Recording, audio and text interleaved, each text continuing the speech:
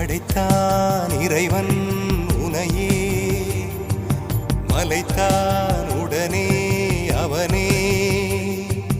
அழகை படைக்கும் திறமை முழுக்க உன்னுடன் சார்ந்தது, என் விழி சேர்ந்தது. விடிய விடிய மடியில் கிடக்கும் பொன்வினை உன்மேனி மீட்டட்டும் என் மேனி. இறைவினில் வந்து கலந்திடு, வீரல் பட மெல்ல காணிந்திடு.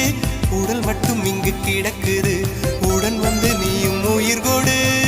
பல்லவன் சிற்பிகள் அன்று பண்ணிய சிற்பத்தில் ஒன்று